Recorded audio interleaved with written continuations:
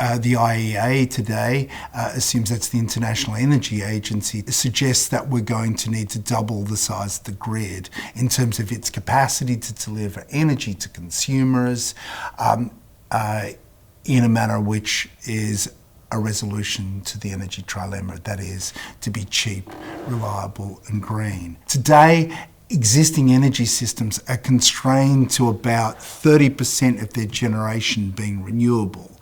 We're not going to meet our energy transition needs and expectations. There isn't a technical solution that provides us with that pathway today. If we're going to have that solution, we have to have this grid which is bidirectional in its nature, that is to say, a system which is agnostic to the nature of consumers' behaviour and generators' behaviour. And that's the solution that we've provided. It needs to be able to maintain voltage regulation in the system, frequency regulation in the system. It needs to be able to maintain the power factor of the energy that's being transferred. Power factor is just a measure of the efficiency of the system. It's the relationship between the voltage and the current in the system.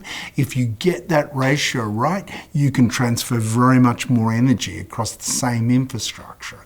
So we have extant poles and wires. Now we need to have a system which optimizes the signal at all times to allow us to be able to absorb that highly variant renewable energy and to meet a significant increase in energy consumption for an ever-increasing diversity of consumption requirements. We need to ensure that the grid is simply agnostic to that nature.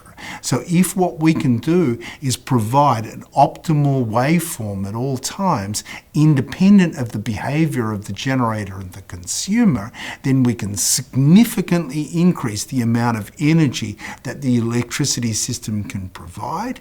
Because renewables energy is very much cheaper at the margin than traditional generation, we can provide that cheap energy to consumers so consumption can go up, the cost of energy can go down, and we can remove carbon emissions from that system as a whole. To be able to do that, we need to be able to stabilise the waveform that we all share every day at all times. At the heart of what ENODA's system actually provides is a physical technology, which is an intelligent device, which is capable of optimizing the power flow that goes through that system, removing harmonics from the system, balancing the phases between the three phases at all times, balancing the load so that the network as a whole sees an optimal signal